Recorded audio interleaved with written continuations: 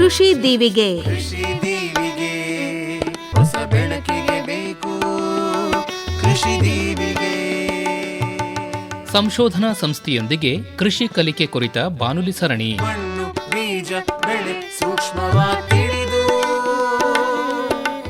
ರೋಗ ಕೀಟಗಳ ನಿಜ ಮರ್ಮವ ಅರಿತು ಸಂಶೋಧನಾ ಸಾರವ ಕೃಷಿಯಲ್ಲಿ ಮೇಳೈಸಲು ವಿಜ್ಞಾನಿ ತಂತ್ರಜ್ಞರ ಸಹಕಾರವು ಬೇಕು. ಕೇಳಿ ಕಾರ್ಯಕ್ರಮ ಕೃಷಿ ದೀವಿಗೆ. ಕೃಷಿ ದೀವಿಗೆ ಹೊಸ ಬೆಳಕಿಗೆ ಬೇಕು ಕೃಷಿ ದೀವಿಗೆ.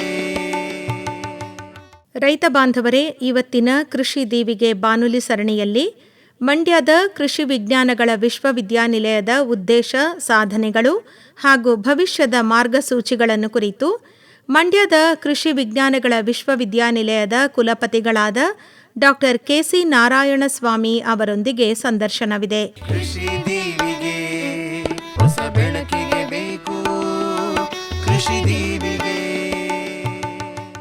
ಡಾಕ್ಟರ್ ನಾರಾಯಣಸ್ವಾಮಿ ಅವರೇ, ನಮಸ್ಕಾರ. ನಮಸ್ಕಾರ. ಮಂಡ್ಯದಲ್ಲಿ ಆರಂಭವಾಗಿರುವಂತಹ ನೂತನ ಕೃಷಿ ವಿಶ್ವವಿದ್ಯಾನಿಲಯದ ಪ್ರಪ್ರಥಮ ಕುಲಪತಿಗಳು ತಾವು. ಇದಕ್ಕಾಗಿ ತಮಗೆ ಅಭಿನಂದನೆಗಳು ಸರ್. Thank you. ಮಂಡ್ಯ ಜಿಲ್ಲೆಗೆ ಒಂದು ಕೃಷಿ ವಿಶ್ವವಿದ್ಯಾನಿಲಯ ಬೇಕು ಅನ್ನೋದು ಬಹಳ ಹಿಂದಿನ ಕನಸಾಗಿತ್ತು. ಅದು ಈಗ ನನಸಾಗಿದೆ. ತಾವು ಕುಲಪತಿಗಳಾಗಿ ಬಂದಿದ್ದೀರಿ.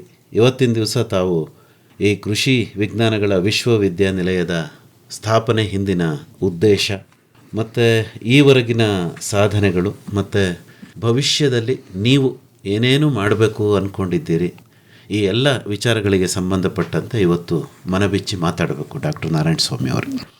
ಮತ್ತೊಮ್ಮೆ ಎಲ್ಲರಿಗೂ ನಮಸ್ಕಾರ.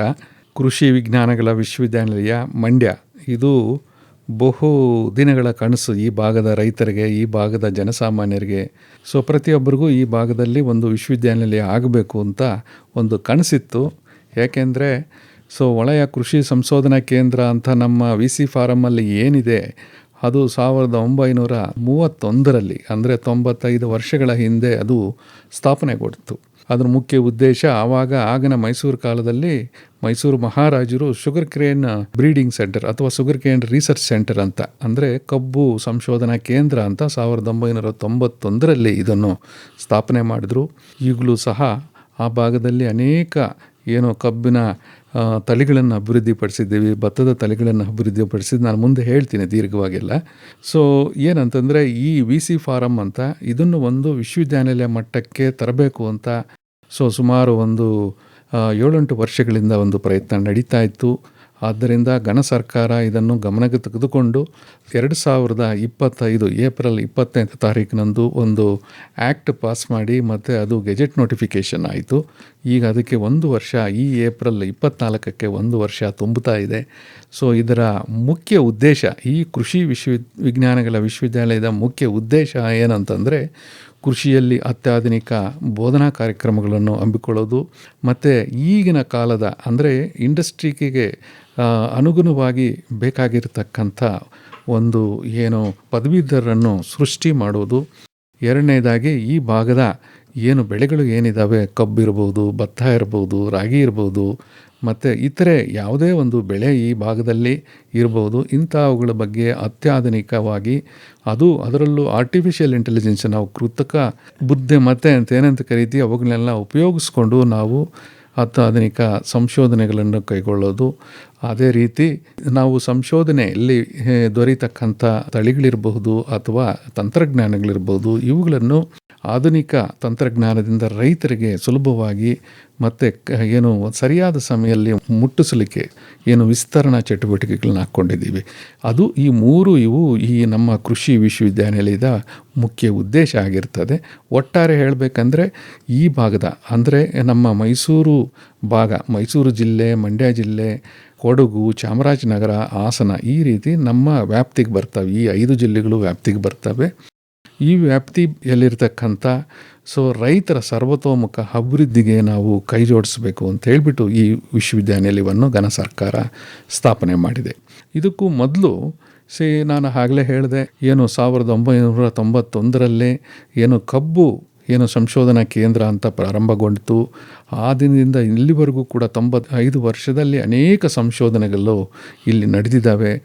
ಮತ್ತು ಇದನ್ನು 1991ರಲ್ಲಿ, ಅಂದರೆ ಇದು ಸಾಮಾನ್ಯವಾಗಿ ಇದು ನಮ್ಮ ವಲಯ ಕೃಷಿ ಸಂಶೋಧನಾ ಕೇಂದ್ರವನ್ನು ಏನು VC ಫಾರಂ ಅಂತ ಎಲ್ಲರೂ ಪ್ರಚಲಿತವಾಗಿ ಕರೀತಾರೆ. ಇದಕ್ಕೆ ಮುಖ್ಯ ಕಾರಣ ಅಂತಂದರೆ ನಮ್ಮ ಭಾರತ ರತ್ನ ಮೋಕ್ಷಗುಂಡ ವಿಶ್ವೇಶ್ವರಯ್ಯನವರು, ಅದು ಅವರ ಏನು ಹೆಸರಿನಲ್ಲಿ ಒಂದು ಏನು ನೀರು ಕಾಲುವೆ ಹಾದು ಹೋಗ್ತಾ ಇರೋದರಿಂದ VC ಫಾರಂ ಕೇಂದ್ರ ಅಂತಲೇ ಅದಕ್ಕೆ ಹೆಸರು ಬಂದಿದೆ.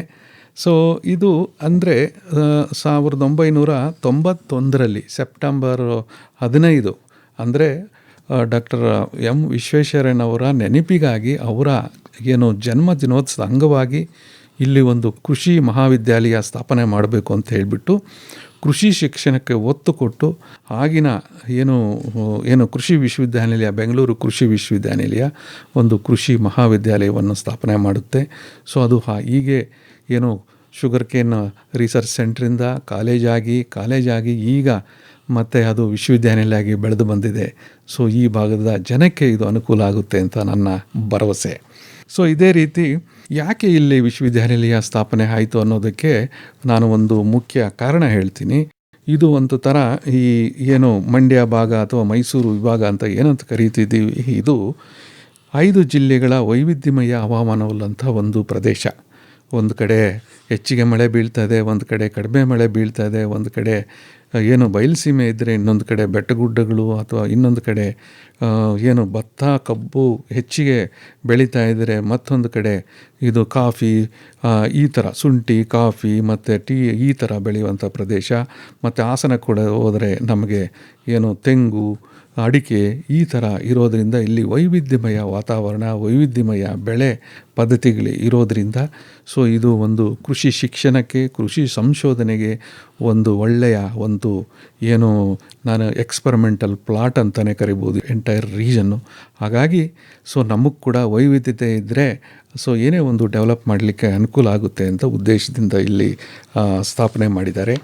ಮತ್ತು ನಾನು ಆಗಲೇ ಹೇಳಿದೆ, ನಮ್ಮ ಧ್ಯೇಯಗಳು ಅಲ್ಲಿ ಹಲವಾರು ಇದ್ದಾವೆ. ಅದರಲ್ಲಿ ನಮ್ಮದು ಮುಖ್ಯವಾಗಿ ಏನು ಕೃಷಿಯಲ್ಲಿ ಶಿಕ್ಷಣ ಕೊಡುವಂಥದ್ದು, ಎರಡನೇದಾಗಿ ಕೃಷಿ ಸಂಶೋಧನೆಗೆ ಒತ್ತು ಕೊಡುವಂಥದ್ದು. ಅಂದರೆ ರೈತರ ಸಮಸ್ಯೆಗಳಿದ್ದರೆ ಅವುಗಳನ್ನು ಗುರುತಿಸಿ ಕಾಲಕ್ಕೆ ಏನು ನಾವು ತಂತ್ರಜ್ಞಾನಗಳು ಕೊಡಬೇಕು, ಯಾವ ರೀತಿ ತಳಿಗಳು ಹೊಂದ್ಕೊತವೆ ಈ ಥರ ರೀಜನ್ಗೆ ಅಂತ ಹೇಳ್ಬಿಟ್ಟು ನಾವು ಕೊಡೋದು ಅದರೊಂದು ಮುಖ್ಯ ಉದ್ದೇಶ. ಮತ್ತು ಕೃಷಿ ಆಧಾರಿತ ಕೈಗಾರಿಕೆಗಳು ಮತ್ತು ಹಿತಾಸಕ್ತರೊಂದಿಗೆ ಉಪಯುಕ್ತವಾದ ತಂತ್ರಜ್ಞಾನಗಳನ್ನು ಅಭಿವೃದ್ಧಿಪಡಿಸೋದು, ಮತ್ತು ಕೃಷಿ ವಿಜ್ಞಾನಗಳಲ್ಲಿ ಆಧುನಿಕ ಸಂಶೋಧನೆ ಮೂಲಕ ವಲಯ ಆಧಾರಿತ ಮತ್ತು ಹವಾಮಾನ ಚತುರ ಬೇಕಾದಕ್ಕಂಥ ಒಂದು ತಂತ್ರಜ್ಞಾನಗಳನ್ನು ನಾವು ಅಭಿವೃದ್ಧಿಪಡಿಸೋದು ನಮ್ಮ ಮುಖ್ಯ ಉದ್ದೇಶ ಆಗಿರ್ತದೆ. ಮತ್ತು ಎಲ್ಲದಕ್ಕಿಂತ ನೈಸರ್ಗಿಕ ಸಂಪನ್ಮೂಲಗಳನ್ನು ಹೇಗೆ ರಕ್ಷಣೆ ಮಾಡಬೇಕು, ಮುಂದಿನ ಪೀಳಿಗೆಗೆ ಯಾವ ರೀತಿ ಇವನ್ನು ರಕ್ಷಣೆ ಮಾಡಿಕೊಂಡು ಅಧಿಕ ಉತ್ಪಾದನೆ ಮಾಡಬೇಕು ಕಡಿಮೆ ಖರ್ಚಿನಲ್ಲಿ ಅನ್ನೋದು ನಮ್ಮ ಉದ್ದೇಶ ಆಗಿರ್ತದೆ. ಮತ್ತು ನೂತನ ತಂತ್ರಜ್ಞಾನಗಳ ಅಳವಡಿಕೆ ಹಾಗೂ ವಿಸ್ತರಣಾ ವ್ಯವಸ್ಥೆಗಳನ್ನು ಬಲಪಡಿಸಿ ರೈತರಿಗೆ ಒಂದು ಒಳ್ಳೆ ತಂತ್ರಜ್ಞಾನಗಳನ್ನು ರವಾನಿಸುವುದು ಕೂಡ ನಮ್ಮ ಕೃಷಿ ವಿಜ್ಞಾನಗಳ ವಿಶ್ವವಿದ್ಯಾನಿಲಯದ ಒಂದು ಪಾತ್ರ ಆಗಿರ್ತವೆ. ಮತ್ತು ನಮ್ಮ ಶಿಕ್ಷಣಕ್ಕೆ ಬಂದಾಗ, ಕೃಷಿಯಲ್ಲಿ ಶಿಕ್ಷಣಕ್ಕೆ ಬಂದಾಗ ನಮ್ಮ ಕೃಷಿ ವಿಶ್ವವಿದ್ಯಾನಿಲಯದಲ್ಲಿ 4 ಆವರಣಗಳಿದ್ದಾವೆ. ಬೋಧನಾ ಆವರಣಗಳಂತೇಳಿ ಕೃಷಿ ಮಹಾವಿದ್ಯಾಲಯ ಮಂಡ್ಯದಲ್ಲೇ ಒಂದು ಆವರಣ, ಕೃಷಿ ಮಹಾವಿದ್ಯಾಲಯ ಹಾಸನದಲ್ಲಿ ಒಂದು ಆವರಣ, ಮತ್ತು ಕೃಷಿ ಮಹಾವಿದ್ಯಾಲಯ ಚಾಮರಾಜನಗರ, ಇದೇ ರೀತಿ ಅರಣ್ಯ ಮಹಾವಿದ್ಯಾಲಯ ಪೊನ್ನಂಪೇಟೆ ಅಂತ ಹೇಳ್ಬಿಟ್ಟು ಈಗ 4 ಆವರಣಗಳಿದ್ದಾವೆ. ಈ 4 ಆವರಣಗಳಲ್ಲಿ ನಾವು 4 ಪದವಿಗಳನ್ನು ನಾವು ಬೋಧನೆ ಮಾಡ್ತಾ ಇದ್ದೀವಿ. ಅವುಗಳಂದರೆ ಚಾಮರಾಜನಗರ, ಹಾಸನ ಮತ್ತು ಮಂಡ್ಯದಲ್ಲಿ ಕೃಷಿ BSc ಆನರ್ಸ್ ಕೃಷಿ ಪದವಿ, ಅದು 4 ವರ್ಷಗಳ ಕೃಷಿ ಪದವಿ ಇರ್ಬೋದು. ಮತ್ತು ಮಂಡ್ಯದಲ್ಲಿ ಕೃಷಿ ಪದವಿ ಜೊತೆಗೆ 4 ವರ್ಷಗಳ BTech ಬಯೋಟೆಕ್ನಾಲಜಿ ಪದವಿ ಮತ್ತು BTech ಫುಡ್ ಟೆಕ್ನಾಲಜಿ ಪದವಿಗಳಿದ್ದಾವೆ. ಪೊನ್ನಂಪೇಟೆ ಅರಣ್ಯ ಮಹಾವಿದ್ಯಾಲಯದಲ್ಲಿ ಅಲ್ಲಿ BSc ಆನರ್ಸ್ ಫಾರೆಸ್ಟ್ರಿ ಅಂತ 4 ವರ್ಷದ ಒಂದು ಫಾರೆಸ್ಟ್ರಿ ಬಗ್ಗೆ, ಒಂದು ಅರಣ್ಯ ಬಗ್ಗೆ ದೀರ್ಘ ಸಂಶೋಧನೆ ಮತ್ತು ಇದರ ಬಗ್ಗೆ ಅಲ್ಲಿ ಹೆಚ್ಚಿನ ಆದ್ಯತೆ ನೀಡಲಾಗುತ್ತಿದೆ. ಮತ್ತು ಇವುಗಳ ಜೊತೆಗೆ ಮಂಡ್ಯ ನಮ್ಮ ಕೃಷಿ ಮಹಾವಿದ್ಯಾಲಯದಲ್ಲಿ 7 ವಿಭಾಗಗಳಲ್ಲಿ PG ಪ್ರೋಗ್ರಾಮ್ಸ್ ಇದ್ದಾವೆ, 3 ಭಾಗಗಳಲ್ಲಿ PhD ಪ್ರೋಗ್ರಾಮ್ಸ್ ಇದ್ದಾವೆ. ಇದೇ ರೀತಿ ಪೊನ್ನಂಪೇಟೆಯಲ್ಲಿ ಕೂಡ 4 ಭಾಗಗಳಲ್ಲಿ MSc ಪ್ರೋಗ್ರಾಮು, 3 ಭಾಗಗಳಲ್ಲಿ PhD ಪ್ರೋಗ್ರಾಮ್ ಇದ್ದಾವೆ. ಇದೇ ರೀತಿ ಹಾಸನ ಮಹಾವಿದ್ಯಾಲಯದಲ್ಲಿ ಕೂಡ 3 ಭಾಗಗಳಲ್ಲಿ MSc ಪ್ರೋಗ್ರಾಮ್ ಮಾಡ್ತಾ ಇದ್ದೀವಿ.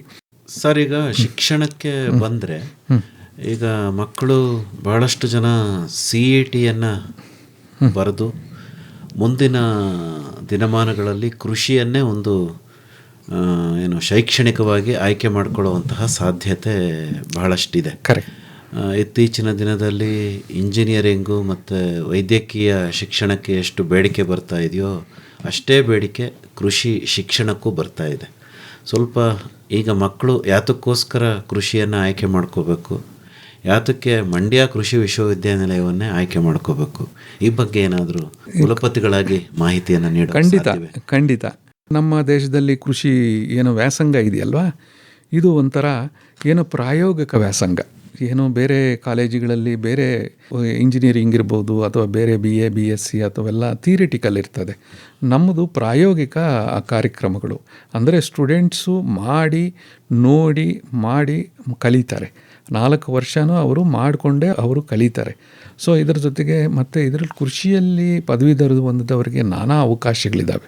ಕೃಷಿ ಇಲಾಖೆ ಇರ್ಬೋದು, ಬ್ಯಾಂಕಿಂಗ್ ಸೆಕ್ಟರ್ ಇರ್ಬೋದು, ICR ಇರ್ಬೋದು, ಇದೇ ರೀತಿ ನಾನಾ ಫೈನಾನ್ಷಿಯಲ್ ಇನ್ಸ್ಟಿಟ್ಯೂಷನ್ಸ್ ಇರ್ಬೋದು, ಮತ್ತು ಡೆವಲಪ್ಮೆಂಟಲ್ ಡಿಪಾರ್ಟ್ಮೆಂಟ್ಸ್ ಇರ್ಬೋದು, ಮತ್ತು ಕೇಂದ್ರ ಸರ್ಕಾರದ ಸಂಸ್ಥೆಗಳಲ್ಲೂ ಕೂಡ ಅನೇಕ ಉದ್ಯೋಗಾವಕಾಶಗಳಿದ್ದಾವೆ. ಕೃಷಿಯಲ್ಲಿ ಮಾಡಿದವರು ಎಲ್ಲಿ ಬೇಕಾದರೂ ಅವರು ಉದ್ಯೋಗಕ್ಕೆ ಹೋಗಬಹುದಾಗಿದೆ, except medical and engineering. So ಎಲ್ಲ ರಂಗಗಳಲ್ಲೂ ನಮ್ಮ ಕೃಷಿ ಪದವೀಧರರು ಅಲ್ಲಿ ಚೆನ್ನಾಗಿ ಅಲ್ಲಿ ಕೆಲಸ ಮಾಡಿಕೊಂಡು ಒಳ್ಳೆಯ ಹೆಸರುಗಳು ತಂದಿದ್ದಾರೆ. ಹಾಗಾಗಿ ಅವಕಾಶಗಳು ಜಾಸ್ತಿ ಇರೋದರಿಂದ ಕೃಷಿ ವ್ಯಾಸಂಗದ ಕಡೆ ಜನರ ಗಮನ ಸೆಳೀತಾ ಇದೆ.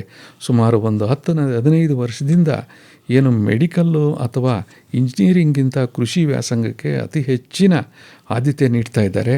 ಈಗ ಸುಮಾರು ನಮಗೆ ಜನರಲ್ ಮೆರಿಟು ಕೆಲವು ಗ್ರೂಪ್ಗಳಲ್ಲಿ 90% ಇದ್ದರೂ PUCನಲ್ಲಿ ಸೀಟ್ ಸಿಗೋದಿಲ್ಲ. ಇದರ ಉದ್ದೇಶ ಅಂದರೆ ಕೃಷಿ ಮಾಡಿದ್ರೆ ಯಾವುದೋ ಒಂದು ಉದ್ಯೋಗ ಅಥವಾ ಸ್ವಂತ ಉದ್ಯೋಗ, ಸ್ವಂತ ಬಿಸ್ನೆಸ್ ಮಾಡ್ಬೋದು ಅನ್ನೋ ಒಂದು ಮನವರಿಕೆ ಆಗ್ತದೆ ಅಂತೇಳಿ ನಮಗೆ ಎಲ್ಲ ವಿದ್ಯಾರ್ಥಿಗಳು ಕೃಷಿ ಕಡೆ ವಾಳ್ತಾ ಇದ್ದಾರೆ. ಸೊ ಇದ್ರ ಕೃಷಿಕರ ಮಕ್ಕಳಿಗೂ ಕೂಡ ತಾವು ಪ್ರತ್ಯೇಕವಾದ ರಿಸರ್ವೇಶನ್ ಇಟ್ಟಿದ್ದೀರಿ. ಹೌದು. ಅಂದರೆ ರೈತರ ಮಕ್ಕಳು ಕೃಷಿಯನ್ನು ಓದಲಿ ಅನ್ನೋ ದೃಷ್ಟಿಯಿಂದ ಆ ಬಗ್ಗೆ ಒಂಚೂರು ಹೇಳಿ ಸರ್. ರೈತರ ಮಕ್ಕಳಿಗೆ ಅನುಕೂಲ ಆಗಲಿ, ಯಾಕೆಂದರೆ ಕೃಷಿ ವಿಶ್ವವಿದ್ಯಾನಿಲಯಗಳ ಮುಖ್ಯ ಉದ್ದೇಶ ಕೃಷಿಯಲ್ಲಿ ಶಿಕ್ಷಣ ಸಂಶೋಧನೆ ಬಗ್ಗೆ, ವಿಸ್ತರಣೆ ಬಗ್ಗೆ. ಸೊ ರೈತರ ಮಕ್ಕಳಿಗೆ ಇದು ಅನುಕೂಲ ಆಗಬೇಕು, ರೈತರಿಗೋಸ್ಕರ ಈ ವಿಶ್ವವಿದ್ಯಾನಿಲಯ ಇರೋದು ಅಂತ ಹೇಳ್ಬಿಟ್ಟು ಸರ್ಕಾರ ಒಂದು ಕಾನೂನು ತಂದಿದೆ. ಕಾನೂನು ತಂದುಬಿಟ್ಟು 50% ಸೀಟುಗಳನ್ನು ಕೃಷಿ ಕಾರ್ಮಿಕರು, ಕೃಷಿ ಯಾರು ಭೂಮಿ ಹೊಂದಿರ್ತಾರೋ ಅಂಥ ಅವರ ಮಕ್ಕಳಿಗೆ 50% ಮೀಸಲಿಡಲಾಗಿದೆ ಅಂತ ಹೇಳ್ಬಿಟ್ಟು ಇಲ್ಲಿ ನಾನು ಹೇಳಲಿಕ್ಕೆ ಇಷ್ಟಪಡ್ತೀನಿ. ಅಂದರೆ ಈಗ 2000 ಸೀಟ್ ಇತ್ತು ಅಂತಂದರೆ, ಒಂದು ಉದಾಹರಣೆ ಕೊಡ್ತೀನಿ ಅಷ್ಟೇ. 2000 ಸೀಟ್ ಇದ್ದಾವೆ ಅಂತಂದರೆ 1000 ಸೀಟು ರೈತರ ಮಕ್ಕಳಿಗೆ, ಇನ್ನು 1000 ಸೀಟು ಎಲ್ರಿಗೂ. ರೈತರ ಮಕ್ಕಳು ಅಲ್ಲಿ ಕಾಂಪೀಟ್ ಮಾಡ್ಬೋದು, ಬೇರೆಯವರು ಮಾಡ್ಬೋದು. ಸೊ ಇನ್ನೇನು 1000 ಇದೆಯಲ್ಲ, ಅದು ರೈತರ ಮಕ್ಕಳಿಗೆ ಅದು ಮೀಸಲಿಡಲಾಗಿದೆ. ಅದರಲ್ಲೇ ಅವರು ಬೇರೆ ಬೇರೆ ಕ್ಯಾಟಗರೀಸುಗಳಲ್ಲಿ ಅವರು ಸೀಟ್ಸು ಕ್ಲೈಮ್ ಮಾಡ್ಕೋಬೋದು. ಇದಕ್ಕಾಗಿ ಅವರು ಪ್ರಾಯೋಗಿಕ ಪರೀಕ್ಷೆ ಕೂಡ ಮಾಡಬೇಕಾಗಿದೆ. ಹೌದು, ಪ್ರಾಯೋಗಿಕ ಪರೀಕ್ಷೆ ಕೂಡ ಮಾಡಬೇಕಾಗುತ್ತೆ. ನಮ್ಮ ಕರ್ನಾಟಕ ರಾಜ್ಯದಲ್ಲಿ ಸುಮಾರು 13-14 ಕಡೆ ಪ್ರಾಯೋಗಿಕ ಪರೀಕ್ಷೆ ನಡೀತದೆ. ಈಗಾಗಲೇ ಅದು ಒಂದು ದಿನಾಂಕ ಕೂಡ ಫಿಕ್ಸ್ ಆಗಿದೆ, ಏಪ್ರಿಲ್ 29ನೇ ತಾರೀಕು. ಸೊ ಎಲ್ಲ ಕಡೆ ಏಕಕಾಲದಲ್ಲಿ ಒಂದು ಪ್ರಾಯೋಗಿಕ ಪರೀಕ್ಷೆ ನಡೆಸ್ತೀವಿ. ಅದರಲ್ಲಿ ಸುಮಾರು ಮಾದರಿಗಳಿರ್ತವೆ, 50 ಮಾದರಿಗಳಿರ್ತವೆ. ಅದನ್ನು ಕೃಷಿಯಲ್ಲಿ ನಾವು ದಿನ ನೋಡ್ತಕ್ಕಂಥ ಮಾದರಿಗಳು, ಸ್ಪೆಸಿಮೆನ್ ಅಂತ ಏನಂತ ಕರಿತೀವಿ, ಆ ಮಾದರಿಗಳಿರ್ತವೆ. ಅದನ್ನು ಗುರುತಿಸಿ ಅವರು ಉತ್ತರ ಕೊಡಬೇಕಾಗುತ್ತೆ. ಅಂದರೆ CET ಮೂಲಕನೇ ನಿಮ್ಮ ಕೃಷಿ ವಿಶ್ವವಿದ್ಯಾನಿಲಯದ ಸೀಟ್ಗಳನ್ನು ತಾವು ತುಂಬೋದು ಅಲ್ವೇ? ಹೌದೌದು, CET ಮೂಲಕನೇ ತುಂಬ್ತೀವಿ. ಇಲ್ಲಿ ಏನಂತಂದರೆ ಕೃಷಿ ಕೋಟಾದಡಿ ಬಂದರೆ PUC ಮಾರ್ಕ್ಸದು 50%, CET ಮಾರ್ಕ್ಸು 25%, ಮತ್ತು ಪ್ರಾಕ್ಟಿಕಲ್ ಟೆಸ್ಟ್ನಲ್ಲಿ 25%, ಒಟ್ಟಿಗೆ 100%. ಅದನ್ನು ಆವರೇಜ್ ಮಾಡಿಕೊಂಡು ರ್ಯಾಂಕಿಂಗ್ ಅನೌನ್ಸ್ ಮಾಡ್ತಾರೆ.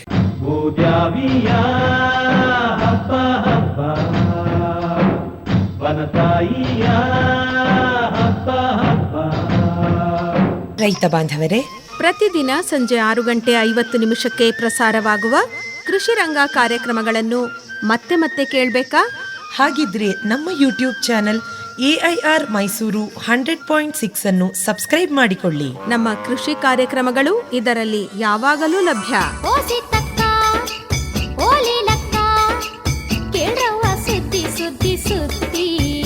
ಕೇಳಿ, ಆನಂದಿಸಿ ಮೈಸೂರು ಆಕಾಶವಾಣಿಯ ಕೃಷಿ ರಂಗ ಕಾರ್ಯಕ್ರಮಗಳನ್ನು.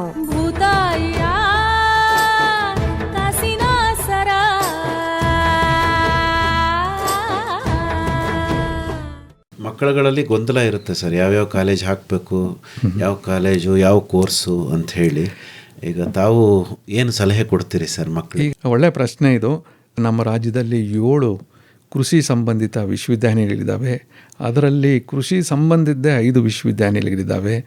ಒಟ್ಟಿಗೆ 33 ಏನು ಕೃಷಿ ಸಂಬಂಧಿತ ಮಹಾವಿದ್ಯಾಲಯಗಳಿದ್ದಾವೆ.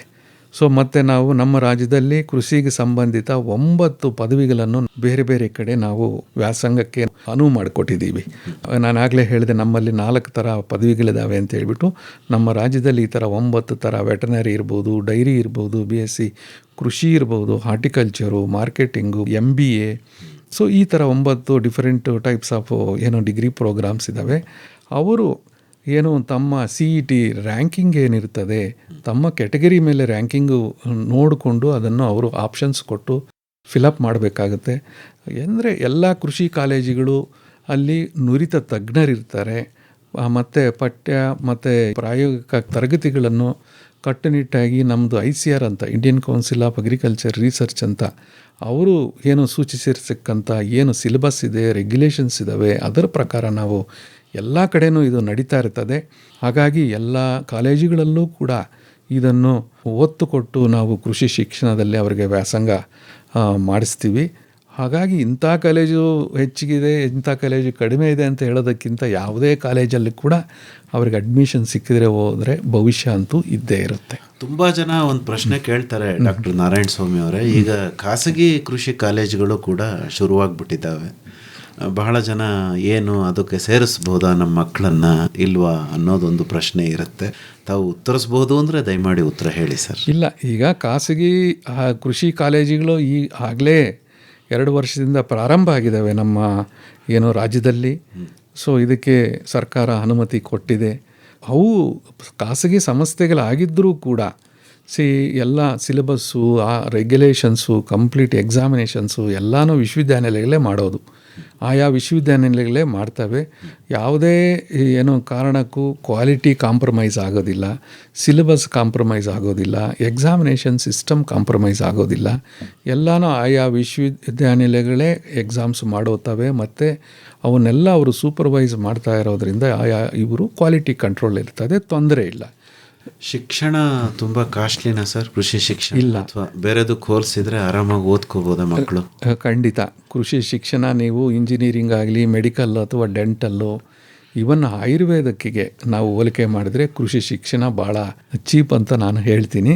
ಮತ್ತು ಒಂದು ಸಲ ಕೃಷಿ ಶಿಕ್ಷಣಕ್ಕೆ ಬಂದರೆ ಒಬ್ಬ ವಿದ್ಯಾರ್ಥಿ first year first semester join ಆದರೆ ವಿತಿನ್ 6 months ಅವನೇನಾಗ್ತಾನೆ, ಒಂದು ವಿದ್ಯಾರ್ಥಿ ಆಗಿರ್ಬೋದು, ವಿದ್ಯಾರ್ಥಿನಿ ಆಗಿರ್ಬೋದು, ಅವರು ಓವರಾಲ್ ಏನು ಔಟ್ಲುಕ್ ಚೇಂಜ್ ಆಗುತ್ತೆ, ಒಂದು ಡಿಸಿಪ್ಲಿನ್ ಬರುತ್ತೆ, ಔಟ್ಲುಕ್ ಚೇಂಜ್ ಆಗುತ್ತೆ. ಅವರು 4 ವರ್ಷ ಏನು ಕಳೀತಾರೆ ಇಂಟೆನ್ಸಿವ್ ಆಗಿ ಅದು ಕ್ಯಾಂಪಸಲ್ಲಿ, ಒಂಥರ ರೆಸಿಡೆನ್ಷಿಯಲ್ ಎಜುಕೇಷನ್ ಥರ ನಮ್ಮದು. ಸೊ ಅವರು ಆವಾಗ ಕಂಪ್ಲೀಟ್ ಓವರಾಲ್ ಔಟ್ಲುಕ್ ಚೇಂಜ್ ಆಗಿ ಈ ವಿಲ್ ಬಿ ಏನು graduating as a good citizen of India. Overall development ಆಗ್ತದೆ. ಈಗ ಸಂಶೋಧನೆ ಬಗ್ಗೆ ಮಾತಾಡ್ಬೇಕು ಸರ್ ತಾವು. ಸಂಶೋಧನೆ ನಮ್ಮ ಏನು ವಿಶ್ವವಿದ್ಯಾನಿಲಯ ಅಂದರೆ ಕೃಷಿ ವಿಜ್ಞಾನಗಳ ವಿಶ್ವವಿದ್ಯಾನಿಲಯ ಮಂಡ್ಯ ವ್ಯಾಪ್ತಿಯಲ್ಲಿ 7 ಸಂಶೋಧನಾ ಕೇಂದ್ರಗಳಿದ್ದಾವೆ. ವಲಯ ಕೃಷಿ ಸಂಶೋಧನಾ ಕೇಂದ್ರ VC ಫಾರಮ್ಮು, ಸಾವಯವ ಕೃಷಿ ಸಂಶೋಧನಾ ಕೇಂದ್ರ ನಾಗನಹಳ್ಳಿ. ಇಲ್ಲಿ ಅಂತಂದರೆ ಸಾವಯವ ಕೃಷಿ ಬಗ್ಗೆ ಒತ್ತು ಕೊಟ್ಟು ಅಲ್ಲಿ ಬೇರೆ ಯಾವುದೇ ಒಂದು ರಾಸಾಯನಿಕಗಳನ್ನು ಉಪಯೋಗಿಸದೆ ಸಾವಯವ ಕೃಷಿ ಬಗ್ಗೆ, ಸಸ್ಟೈನೇಬಲ್ ಅಗ್ರಿಕಲ್ಚರ್ ಅಂತ ನಾವೇನಂತ ಕರಿತೀವಿ, ಅದ್ರ ಬಗ್ಗೆ ಒತ್ತು ಕೊಟ್ಟು ಅದು ಸಂಶೋಧನೆ ನಡೀತಾ ಇದ್ದಾವೆ. ಸೊ ಮತ್ತು ಕೃಷಿ ಸಂಶೋಧನಾ ಕೇಂದ್ರ ಅರಸೀಕೆರೆ ಅಂತ ಹೇಳ್ಬಿಟ್ಟು ಇದು ಡ್ರೈಲ್ಯಾಂಡ್ ಏನು ಕೃಷಿ ಬಗ್ಗೆ ಅಂದರೆ ಒಣ ಬೇಸಾಯ ಪದ್ಧತಿ ಬಗ್ಗೆ ಒತ್ತು ಕೊಡ್ತಾ ಇದ್ದೀವಿ. ಮತ್ತು ಕೃಷಿ ಸಂಶೋಧನಾ ಕೇಂದ್ರ ಮಡಿನೂರು ಮತ್ತು ಗುಂಜೇವು ಇಲ್ಲೂ ಸಹ ಏನು ಪ್ಯಾಡಿ ಕೂಡ ಇದೆ ಮತ್ತು ಅದರ ಜೊತೆಗೆ ಏನು ಕುಷ್ಕಿ ಬೇಸಾಯ ಕೂಡ ನಾವು ಅಲ್ಲಿ ಅದರ ಸಂಶೋಧನಾ ಮಾಡ್ತಾ ಇದ್ದೀವಿ. ಮತ್ತು ಕೃಷಿ ಮತ್ತು ತೋಟಗಾರಿಕಾ ಸಂಶೋಧನಾ ಕೇಂದ್ರ ಪೊನ್ನಂಪೇಟೆ ಮತ್ತು ಮಡಿಕೇರಿ ಈ 2 ಕ್ಷೇತ್ರಗಳಲ್ಲೂ ಸಹ ಮತ್ತು ಕೃಷಿ ಮತ್ತು ತೋಟಗಾರಿಕೆ ಬಗ್ಗೆ ಸಂಶೋಧನಾ ಕಾರ್ಯಕ್ರಮಗಳು ಅವೆಲ್ಲ ನಡೀತಾ ಇದ್ದಾವೆ. ಇವುಗಳ ಜೊತೆಗೆ ನಮ್ಮ ವಿಶ್ವವಿದ್ಯಾನಿಲಯದಲ್ಲಿ 9 ಅಖಿಲ ಭಾರತ ಸುಸಂಘಟಿತ ಸಂಶೋಧನಾ ಪ್ರಾಯೋಜನ ಕೇಂದ್ರಗಳಿದ್ದಾವೆ. ಅಂದರೆ ಇವು ಆಲ್ ಇಂಡಿಯಾ ಲೆವೆಲಲ್ಲಿ ನಾವು ಎಕ್ಸ್ಪರಿಮೆಂಟ್ಸು ಟ್ರಯಲ್ಸು ಎಲ್ಲ ಮಾಡ್ತಾ ಇರ್ತೀವಿ. ಒಂದು ವೆರೈಟಿ ರಿಲೀಸ್ ಮಾಡಬೇಕು ಅಂದರೆ ಯಾವುದೇ ಒಂದು ಕೇಂದ್ರದಲ್ಲಿ ಒಂದು ವೆರೈಟಿ ಡೆವಲಪ್ ಆಯಿತು ಅಂತಂದರೆ ಅದನ್ನು ನಾನಾ ಕಡೆ ನಾನಾ ವಾತಾವರಣಗಳಲ್ಲಿ ಅದನ್ನು ಟೆಸ್ಟ್ ಮಾಡಬೇಕಾಗುತ್ತೆ. ಎಲ್ಲ ಕಡೆ ಇದು ಪರ್ಫಾರ್ಮೆನ್ಸ್ ಭಾಳ ಚೆನ್ನಾಗಿದೆ ಅಂದರೆ ಮಾತ್ರನೇ ಅದು ನಾವು ರೈತರಿಗೆ ಕೊಡಲಿಕ್ಕೆ ಸಾಧ್ಯ. ಈ ಥರ ಒಂದೊಂದು ಏನು ಬೆಳೆಗೂ ಒಂದೊಂದು ಸುಸಂಘಟಿತ ಯೋಜನೆ ಅಂತಿರ್ತದೆ ಆಲ್ ಇಂಡಿಯಾ ಲೆವೆಲಲ್ಲಿ. ನಮ್ಮ ಕೃಷಿ ವಿಜ್ಞಾನಗಳ ವಿಶ್ವವಿದ್ಯಾನಿಲಯ ಮಂಡ್ಯ ವ್ಯಾಪ್ತಿಯಲ್ಲಿ 9 ಈ ಥರ ಯೋಜನೆಗಳಿದ್ದಾವೆ. ಅವುಗಳೆಂದರೆ ಭತ್ತಕ್ಕೆ ಸಂಬಂಧಪಟ್ಟಿದ್ದು 2 ಕೇಂದ್ರಗಳಿದ್ದಾವೆ ಮಂಡ್ಯ ಮತ್ತು ಪೊನ್ನಂಪೇಟೆಯಲ್ಲಿ. ಹತ್ತಿಗೆ ಚಾಮರಾಜನಗರದಲ್ಲಿದೆ, ಕಬ್ಬುಗೆ ಸಂಬಂಧಪಟ್ಟಂಗೆ ಮಂಡ್ಯದಲ್ಲಿದೆ, ಮುಸುಕಿನ ಜೋಳ, ಮೇವಿನ ಬೆಳೆಗಳು, ಕಿರುಧಾನ್ಯ, ಜೋಳ ಮತ್ತು ಯಂತ್ರೋಪಕರಣಗಳು ಬೇರೆ ಬೇರೆ ಕಡೆ ಎಲ್ಲ ಇದು ಏನು ಡೆವಲಪ್ ಮಾಡ್ತಾರೆ. ಅವುಗಳನ್ನು ನಮ್ಮ ಪರಿಸ್ಥಿತಿಗೆ ಅನುಗುಣವಾಗಿ ಅವುಗಳನ್ನು ಟೆಸ್ಟ್ ಮಾಡಬೇಕು. ಇವು ಆ ಯಂತ್ರೋಪಕರಣಗಳು ಇಲ್ಲಿ ಹೇಗೆ ಕೆಲಸ ಮಾಡ್ತವೆ, ಅವುಗಳಿಂದ ಉಪಯೋಗ ಇದೆಯಾ ಇಲ್ವಾ, ಯಾವ ರೀತಿ ಅದನ್ನು ಬಳಸ್ಕೋಬೇಕು ಅನ್ನೋದ್ರ ಬಗ್ಗೆ ಎಕ್ಸ್ಪರಿಮೆಂಟ್ಸ್ ಆಗ್ತದೆ. ಈ ರೀತಿ ನಮ್ಮಲ್ಲಿ ಈ ಥರ ಸುಸಂಘಟಿತ ಯೋಜನಾ ಕಾರ್ಯಕ್ರಮಗಳಿರ್ತವೆ. ಇದೇ ರೀತಿ VC ಫಾರಮ್ ಮಂಡ್ಯ ಇದು ಏನಂದರೆ ಭತ್ತ ಸಂಶೋಧನೆಗೆ, ಕಬ್ಬು ಸಂಶೋಧನೆಗೆ ಮತ್ತು ಮುಸುಕಿನ ಜೋಳ ಸಂಶೋಧನೆಗೆ ಅತ್ಯಂತ ಹೆಸರುವಾಸಿಯಾದ ಒಂದು ಕ್ಷೇತ್ರ ಅಂತ ನಾನು ಹೇಳ್ಬೋದು. ಇದುವರೆಗೂ ನಮ್ಮ ಏನು ವಲಯ ಕೃಷಿ ಸಂಶೋಧನಾ ಕೇಂದ್ರದಲ್ಲಿ ಇದುವರೆಗೂ ನಾವು 45 ಉತ್ತಮ ಇಳುವರಿ ಕೊಡ್ತಕ್ಕಂಥ ಭತ್ತದ ತಳಿಗಳನ್ನು ನಾವು ಅಭಿವೃದ್ಧಿಪಡಿಸಿದ್ದೀವಿ. ಮತ್ತು ದೇಶದಲ್ಲೇ ಪ್ರಪ್ರಥಮವಾಗಿ ನಾವು ಏನು ಹೈಬ್ರಿಡ್ ಭತ್ತ KRH2 ಅಂತ ಹೇಳಿಬಿಟ್ಟು ಹೈಬ್ರಿಡ್ ಭತ್ತವನ್ನು ಪ್ರಪ್ರಥಮ ಬಾರಿಗೆ ಇದನ್ನು ಅಭಿವೃದ್ಧಿಪಡಿಸಿ ಇದು ಆ್ಯಕ್ಚುಲಿ ಹೇಳ್ಬೇಕಂತಂದರೆ ರಾಷ್ಟ್ರ ವ್ಯಾಪ್ತಿ ಇದು ಏನೋ ಪರಿಸರಿಸಿದೆ. ಇದರ ಜೊತೆಗೆ ಪ್ರಮುಖ ತಳಿಗಳಾದ ಏನು ಫಲ್ಗುಣ ಅಂತ ಕರಿತೀವಿ, ಮಂಡ್ಯವಾಣಿ, ಜಯ, IR20 ಈ ಥರ ಅನೇಕ ಭತ್ತದ ತಳಿಗಳನ್ನು ಇಲ್ಲಿ ಅಭಿವೃದ್ಧಿಪಡಿಸಲಾಗಿದೆ. ಮತ್ತು ಏರೋಬಿಕ್ ರೈಸ್ ಅಂತ ತಾವು ಕೇಳಿರ್ಬೋದು. ಅಂದರೆ ನಾವೆಲ್ಲ ಇಲ್ಲಿ ನೀರಾವರಿ ಪ್ರದೇಶದಲ್ಲಿ ಭತ್ತ ಬೆಳೀತಾ ಇರೋದು. ಸುಮಾರು 30-35% ಅಷ್ಟೇ ಅದಕ್ಕೆ ನೀರು ಬಳಕೆ ಆಗ್ತಾ ಇರೋದು. ಇನ್ನು 65-70% ನೀರು ಒಂಥರ ಅಷ್ಟೊಂದು ನಾವು ಎಫಿಷಿಯೆಂಟಾಗಿ ಯೂಸ್ ಮಾಡೋಕ್ಕಾಗ್ತಾ ಇಲ್ಲ. ಇಷ್ಟೊಂದು ನೀರು ಯಾಕೆ ಪೋಲ್ ಮಾಡಬೇಕು? ನೀರು ಇಲ್ಲದೆ ಇರ್ತಕ್ಕಂಥ ಏನು ಜಾಗಗಳಿಗೆ ಉಪಯೋಗಿಸ್ಕೋಬೋದು, ಸೀಸನ್ಸಲ್ಲಿ ಇದು ಮಾಡ್ಬೋದು ಅಂತ ಹೇಳ್ಬಿಟ್ಟು ಏರೋಬಿಕ್ ರೈಸ್ ಅಂತ ಹೇಳ್ಬಿಟ್ಟು ನಾವು ಆ ಪದ್ಧತಿ ಅಂತ ಹೇಳ್ಬಿಟ್ಟು ನಾವು ಒಂದು ಸಂಶೋಧನೆ ಕೈಗೊಂಡಿದ್ದೀವಿ. ಇದರಿಂದ 30-35% ನೀರಿದ್ದರೆ ಸಾಕು ಭತ್ತ ಏನು ಬೆಳಿಬೋದಾಗಿದೆ. ಇದೇ ರೀತಿ ರಾಷ್ಟ್ರದಲ್ಲಿ ಪ್ರಥಮವಾಗಿ ಸುಗಂಧವಿಲ್ಲದ ಮಧ್ಯಮ ತೆಳು ಗಾತ್ರದ ಉತ್ತಮ ಗುಣಮಟ್ಟದ ಹೈಬ್ರಿಡ್ ಸಂಕರಣೆ ತಳಿಯಾದ KRH4 ಅಂತ ಇತ್ತೀಚೆಗೆ ನಾವು ಬಿಡುಗಡೆ ಮಾಡಿದ್ದೀವಿ. ಇದು ಕೂಡ ರಾಷ್ಟ್ರ ಮಟ್ಟದಲ್ಲಿ ಬಿಡುಗಡೆಗೆ ಶಿಫಾರಸ್ಸಾಗಿದೆ. ಇತ್ತೀಚೆಗೆ KMP 220 ಅಂತೇಳಿ KMP 220 ಇದನ್ನೇ ಮಂಡ್ಯ ಜ್ಯೋತಿ ಅಂತ ಹೇಳ್ಬಿಟ್ಟು KMP 225 ಮತ್ತು ಸಮೃದ್ಧಿ ಅಂತ ಉತ್ತಮವಾದ ತಳಿಗಳನ್ನು ರೈತರು ಬೆಳೆಯಲು ಈಗಾಗಲೇ ಬಿಡುಗಡೆ ಆಗಿದೆ. ಮತ್ತು ನಮ್ಮ ಕೇಂದ್ರದಲ್ಲಿ 12,000ಕ್ಕಿಂತ ಹೆಚ್ಚು ಸಾಂಪ್ರದಾಯಿಕ ಹಾಗೂ ದೇಸಿ ಭತ್ತದ ತಳಿಗಳನ್ನು ಎಲ್ಲ ಕಡೆಯಿಂದ ಕಲೆಕ್ಟ್ ಮಾಡಿ ಅದನ್ನು ನಾವು ಕನ್ಸರ್ವ್ ಮಾಡಿ ಅದನ್ನು ಮೇಂಟೈನ್ ಮಾಡ್ತಾ ಇದ್ದೀವಿ. ಇವೆಲ್ಲ ಏನಂತಂದರೆ ಮುಂದಿನ ಜನ್ರೇಷನ್ಸಲ್ಲಿ ನಾವು ರಿಸರ್ಚ್ಗೆ ಉಪಯೋಗಿಸ್ಕೋಬೋದು. ಇವುಗಳನ್ನೆಲ್ಲ ನಾವು ಏನು ಸಂಶೋಧನೆಗೆ ಉಪಯೋಗಿಸ್ಕೋಬೇಕಾಗುತ್ತೆ. ಇದರ ಜೊತೆಗೆ ಭತ್ತದ ತಳಿಗಳ ಜೊತೆಗೆ ಭತ್ತಕ್ಕೆ ಸಂಬಂಧಪಟ್ಟ 47 ತಾಂತ್ರಿಕತೆಗಳನ್ನು ಕೂಡ ನಾವು ಅಭಿವೃದ್ಧಿಪಡಿಸಿ ಇವನ್ನು ರೈತರಿಗೋಸ್ಕರ ನಾವು ಪ್ಯಾಕೇಜ್ ಆಫ್ ಪ್ರಾಕ್ಟೀಸಸ್ಸಲ್ಲೂ ಕೂಡ ಸೇರಿಸ್ಕೊಂಡಿದ್ದೀವಿ. ಮತ್ತು ದಕ್ಷಿಣ ಕರ್ನಾಟಕ ಭಾಗದಲ್ಲಿ ಬೆಳೀತಾರೆ ಕಬ್ಬು ಅಂತ ಹೇಳ್ಬಿಟ್ಟು ಈ ಸಂಶೋಧನಾ ಕೇಂದ್ರದಿಂದ 16 ಕಬ್ಬು ತಳಿಗಳನ್ನು ಸಹ ನಾವು ಅಭಿವೃದ್ಧಿಪಡಿಸಲಾಗಿದೆ. ಇವುಗಳಲ್ಲಿ ಪ್ರಮುಖವಾದವು ಅಂತಂದರೆ VCF 0517 ಅಂತ ಹೇಳ್ಬಿಟ್ಟು. ಇದು 1 ಹೆಕ್ಟೇರ್ ಪ್ರದೇಶಕ್ಕೆ 130ರಿಂದ 150 ಟನ್ ಕಬ್ಬು ಆಗುತ್ತೆ. ಇದರ ಜೊತೆಗೆ 0.5ರಿಂದ 0.8% ಸಕ್ಕರೆ ಅಂಶ ಕೂಡ ಇದರಲ್ಲಿ ಜಾಸ್ತಿ ಇರ್ತದೆ. ಈ ಇಳುವರಿ ಜಾಸ್ತಿ ಇರೋದ್ರಿಂದ ಓಲ್ಡ್ ವೆರೈಟೀಸ್ ಅಂತ ಏನಿರ್ತೀವಿ ಆ ವೆರೈಟೀಸ್ಗಿಂತ ಇದು 30ರಿಂದ 40% ಈಲ್ಡ್ ಜಾಸ್ತಿ ಇದೆ ಮತ್ತು ಸಕ್ಕರೆ ಅಂಶ ಜಾಸ್ತಿ ಇರೋದ್ರಿಂದ ಒಂದು ಸ್ವಲ್ಪ ಇದು ಭಾಳ ಪ್ರಚಲಿತವಾಗಿದೆ. ಈಗ ನಮ್ಮ ಕಬ್ಬು ಬೆಳೀತಕ್ಕಂಥ ಪ್ರದೇಶದಲ್ಲಿ 85% ಪ್ರದೇಶದಲ್ಲಿ ಈ ಕಬ್ಬಿನ ವೆರೈಟಿಯನ್ನು ನಾವು ಈಗ ನೋಡಬಹುದಾಗಿದೆ. ಇದರ ಜೊತೆಗೆ ನಮ್ಮ ಒಳೆಯ ಕೃಷಿ ಸಂಶೋಧನಾ ಕೇಂದ್ರದಲ್ಲಿ ರಾಸಾಯನಿಕ ಮುಕ್ತ ಬೆಲ್ಲ ತಯಾರಿಕೆ ಘಟಕ ನೀವು ನೋಡಿರ್ಬೋದು. ಮಂಡ್ಯ ಭಾಗದಲ್ಲಿ ಅನೇಕ ಬೆಲ್ಲ ಸಾಂಪ್ರದಾಯದ ಬೆಲ್ಲದ ಗಾಣಗಳಿದ್ದಾವೆ. ಅವುಗಳಲ್ಲಿ ಉತ್ಪಾದಕತೆ ಕಡಿಮೆ ಇದೆ ಮತ್ತು ನಾನಾ ಅಲ್ಲಿ ಸಮಸ್ಯೆಗಳಿದ್ದಾವೆ. ಈ ಸಮಸ್ಯೆಗಳನ್ನೆಲ್ಲ ಬಗೆಹರಿಸಲು ಒಂದು ಬೆಲ್ಲದ ಪಾರ್ಕ್ ಮಾಡಬೇಕು ಅಂತ ಹೇಳ್ಬಿಟ್ಟು ಉದ್ದೇಶದಿಂದ ಸುಮಾರು ಒಂದು 7-8 ವರ್ಷಗಳ ಹಿಂದೆಯೇ ಇಲ್ಲಿ ಬೆಲ್ಲದ ಪಾರ್ಕ್ ಅಂತ ಹೇಳ್ಬಿಟ್ಟು ಒಂದು ಪಾರ್ಕನ್ನು ಎಸ್ಟಾಬ್ಲಿಷ್ ಮಾಡಿದ್ದೀವಿ. ಇಂದರೆ ಮುಖ್ಯ ಉದ್ದೇಶ ರಾಸಾಯನಿಕ ಮುಕ್ತ ಬೆಲ್ಲ ತಯಾರಿಕಾ ಘಟಕ ಒಂದು ಡೆಮಾನ್ಸ್ಟ್ರೇಟ್ ಪ್ಲ್ಯಾಂಟ್ ಥರ ಮಾಡಿ ರೈತರಿಗೆ ಟ್ರೈನಿಂಗ್ಸ್ ಕೊಡೋದು, ರೈತರಿಗೆ ಅಲ್ಲಿ ಪ್ರತ್ಯಕ್ಷವಾಗಿ ತೋರಿಸೋದು. ಇವತ್ತು ಕೂಡ ನಾನು ಅಲ್ಲಿಗೆ ಹೋಗಿ ಬಂದೆ ಇನ್ಫ್ಯಾಕ್ಟು. ಅಲ್ಲಿ ರೈತರೆಲ್ಲ ಬಂದಿದ್ದರು. ಮತ್ತು ಮಂಡ್ಯ ಕಬ್ಬು ಏನು ಗಾಣದ ಬೆಲ್ಲದ ತಯಾರಿಕಾ ಏನು ಸಂಘ ಅಂತ ಏನಿದೆ FPO ಅವರೆಲ್ಲ ಬಂದು ಒಂದು ಹೊಸ ಟೆಕ್ನಾಲಜಿ ಡೆಮಾನ್ಸ್ಟ್ರೇಟ್ ಮಾಡ್ತಾ ಇದ್ರಲ್ಲಿ ಭಾಳ ಚೆನ್ನಾಗಿದೆ ಅದು. ಅಲ್ಲಿ ರೈತರು ವೈಜ್ಞಾನಿಕವಾಗಿ ಯಾವ ರೀತಿ ಯಾವುದೇ ಒಂದು ರಾಸಾಯನಿಕಗಳನ್ನು ಬಳಕೆ ಮಾಡದೆ ಬೆಲ್ಲ ತಯಾರಿಕೆ ಮಾಡೋದನ್ನು ನಾವು ಅಲ್ಲಿ ಪ್ರದರ್ಶನಕ್ಕೆ ಇಟ್ಟಿದ್ದೀವಿ. ಮತ್ತು ರೈತರು ಕೂಡ ಅವ್ರ ಕಬ್ಬನ್ನು ತಂದು ಅಲ್ಲೇ ಅರೆದು ಅಲ್ಲೂ ಕೂಡ ಬೆಲ್ಲ ಇದು ಮಾಡ್ಕೋಬೋದಾಗಿದೆ. ಈಗ ನಾವು ಸದ್ಯಕ್ಕೆ ಅದನ್ನು ಔಟ್ಸೋರ್ಸಿಂಗ್ ಕೊಟ್ಟು ಅವ್ರಿಗೆ ಒಂದು ODOP ಅಂಥೇಳಿ 1 ಡಿಸ್ಟ್ರಿಕ್ಟ್ 1 ಪ್ರಾಡಕ್ಟ್ ಅಡಿಯಲ್ಲಿ ಬೆಲ್ಲದ ಘಟಕ ಮಾಡ್ತಾಯಿದ್ದೀವಿ. ಮತ್ತು ತಮಗೆಲ್ರಿಗೂ ಗೊತ್ತಿದೆ ರಾಗಿ ಲಕ್ಷ್ಮಣಯ್ಯ, ಇವ್ರನ್ನ ರಾಗಿ ಬ್ರಹ್ಮ ಅಂತಲೇ ನಾವು ಕರಿತೀವಿ. ಅವರು ಸುಮಾರು 65-70ರ ದಶಕದಲ್ಲಿ ಅವರು ಕೆಲವು ರಾಗಿ ತಳಿಗಳನ್ನು ಕೊಯಂಬತ್ತೂರು ಅಂತ ತಂದು ಇಲ್ಲಿ ಒಂದು ಹೈಬ್ರಿಡೈಸೇಷನ್ ಪ್ರೋಗ್ರಾಮ್ ಮಾಡ್ತಾರೆ. ಸಂಕರಣ ತಳಿಗಳ ಬಗ್ಗೆ ಸಂಶೋಧನೆ ಕೈಗೊಳ್ತಾರೆ. ಆವಾಗ ಕೆಲವು ವೆರೈಟಿಗಳು ಏನು ನಮ್ಮ ಸಾಂಪ್ರದಾಯಿಕ ರಾಗಿ ತಳಿಗಳು 10-12 ಕ್ವಿಂಟಾಲ್ ಕೊಡ್ತಾ ಇದ್ವು, 15 ಕ್ವಿಂಟಾಲ್ 16 ಕ್ವಿಂಟಾಲ್ ಕೊಡಲಿಕ್ಕೆ ಸ್ಟಾರ್ಟ್ ಆದವು. ಮತ್ತು ಅವರು ಆಫ್ರಿಕಾದಿಂದ ಕೆಲವು ರಾಗಿ ತಳಿಗಳನ್ನು ತಂದರು. ತಂದು ಅನೇಕ ಸಂಶೋಧನೆಗಳನ್ನು ಕೈಗೊಂಡು ಇಂಡಾಫ್ ಸೀರೀಸ್ ಅಂತೇಳಿ ಇಂಡಾಫ್ ರಾಗಿ, ಇಂಡಾಫ್ 5 ಇರ್ಬೋದು, 7 ಇರ್ಬೋದು, ಈ ಥರ ಸೀರೀಸ್ ತಂದರು.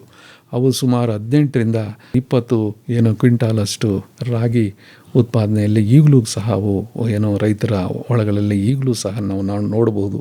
ರಾಗಿ ಬ್ರಹ್ಮ ಡಾಕ್ಟರ್ ರಾಗಿ ಲಕ್ಷ್ಮಣ್ ಅವರ ಕೊಡುಗೆ ಅಂತಂದರೆ ನಮ್ಮ ಮಂಡ್ಯ ಜಿಲ್ಲೆ ಇರ್ಬೋದು. ಆವಾಗ ರಾಗಿ ಸಂಕರ್ಣ ತಳಿಗಳನ್ನು ಅಭಿವೃದ್ಧಿಪಡಿಸಿ ಕಂಪ್ಲೀಟ್ ನಮ್ಮ ರಾಜ್ಯಕ್ಕೆ ಅಲ್ಲ, ಸುತ್ತಮುತ್ತಲಿನ ಪ್ರದೇಶಗಳಿಗೂ ಸುತ್ತಮುತ್ತಲಿನ ರಾಜ್ಯಗಳಿಗೂ ಕೂಡ ಇವುಗಳನ್ನು ಕೊಡುಗೆಯಾಗಿ ನೀಡಿದ್ದಾರೆ. ಇದರ ಜೊತೆಗೆ ಬೆಂಕಿ ರೋಗ ನಿರೋಧಕ, ಅಧಿಕ ಧಾನ್ಯ ಹಾಗೂ ಮೇವಿನ ಇಳುವರಿ ನೀಡುವ ಹಾಗೂ ವಿವಿಧ ಕಾಲಕ್ಕೆ ಸೂಕ್ತವಾದ ತಳಿಗಳ ಅಭಿವೃದ್ಧಿ ಮಾಡಲಾಗಿದೆ. ಅವುಗಳಲ್ಲಿ ಮುಖ್ಯವಾದ ತಳಿಗಳೆಂದರೆ MR6, ಇದು ದೀರ್ಘಾವಧಿ ತಳಿ MR6 ಅಂತ ಹೇಳ್ಬಿಟ್ಟು, ಮತ್ತು KMR 340 ಮಧ್ಯಮಾವಧಿ ಬಿಳಿ ರಾಗಿ ಅಂತ ಹೇಳ್ಬಿಟ್ಟು ಬೆಳ್ಳಗಿರ್ತದೆ ಅದು. ಮತ್ತು ಅಲ್ಪಾವಧಿ ತಳಿಗಳಾದ KMR 204 ಮತ್ತು KMR 630, ಅದೇ ರೀತಿ KMR 316 ಅಂತ ಹೇಳ್ಬಿಟ್ಟು. ಈಗ KMR 316 ಇದೆಯಲ್ಲ, ಇದಕ್ಕೆ ಹೆಚ್ಚಿನ ಬೇಡಿಕೆ ಇದೆ. ಯಾಕೆ ಅಂತಂದರೆ ಇದು ಒಂಥರ ಅಲ್ಪಾವಧಿ ತಳಿ ಮತ್ತು ಈಲ್ಡ್ ಕೂಡ ಅದು ಚೆನ್ನಾಗಿರ್ತದೆ. ಮತ್ತು ಇದರಲ್ಲಿ ಮೇವು ಅದು ಕೂಡ ಜಾಸ್ತಿ ಸಿಗ್ತಾ ಇರ್ತದೆ. ಮತ್ತು ಇದರ ಜೊತೆಗೆ ರಾಗಿಗೆ ಸಂಬಂಧಪಟ್ಟ ಸುಮಾರು 20 ತಾಂತ್ರಿಕತೆಗಳನ್ನು ಸಹ ನಾವು ಶಿಫಾರಸು ಮಾಡಿದ್ದೀವಿ. ಮತ್ತು ಚಾಮರಾಜನಗರದಲ್ಲಿ ನಮ್ಮ ಚಾಮರಾಜನಗರ ಕೃಷಿ ವಿಜ್ಞಾನ ಕೇಂದ್ರ ಮತ್ತು ಅಲ್ಲಿ 2 ಸ್ಕೀಮ್ಸ್ ಇದ್ದಾವೆ. ಅವರು ಕೂಡ ಚಾಮರಾಜನಗರ ನಿಮಗೆಲ್ರಿಗೂ ಗೊತ್ತಿರ್ಬೋದು, ಅರಿಶಿನ ಬೆಳೀಲಿಕ್ಕೆ ಭಾಳ ಸೂಕ್ತವಾದ ಪ್ರದೇಶ. ಮತ್ತು ಅಲ್ಲಿ ನಾವು ಕೂಡ ಒಂದು ವೆರೈಟಿ ಪ್ರತಿಭಾ ಅಂತ ಹೇಳ್ಬಿಟ್ಟು ಒಂದು ವೆರೈಟಿನೂ ಶಿಫಾರಸು ಮಾಡಿ ಅದು ಕೂಡ ಈಗ ಒಳ್ಳೆ ರೈತರಲ್ಲಿ ಕೂಡ ಅದ್ರ ಹೆಸರುವಾಸಿಯಾಗಿದೆ. ಅದೇ ರೀತಿ ಕಪ್ಪು ಅರಿಶಿನ ಅಂತ ಹೇಳ್ಬಿಟ್ಟು, ಕಪ್ಪು ಅರಿಶಿನ ಅಂದರೆ ಅದು ಸ್ವಲ್ಪ ಬ್ಲೂಯಿಶ್ ಇರ್ತದೆ, ನೀಲಿ ಬಣ್ಣದಿರ್ತದೆ ಕಪ್ಪು ಅರಿಶಿನ. ಇದು ಅಡುಗೆಗೆ ಜಾಸ್ತಿ ಉಪಯೋಗಿಸಲ್ಲ, ಆದರೂ ಇದನ್ನು ಮೆಡಿಸಿನಲ್ ಪ್ರಾಪರ್ಟೀಸ್ ಇದ್ದಾವೆ ಅಂತ ಹೇಳ್ಬಿಟ್ಟು ಕಪ್ಪು ಅರಿಶಿನ ಕೂಡ ನಾವು ಒತ್ತು ಕೊಡ್ತಾ ಇದ್ದೀವಿ.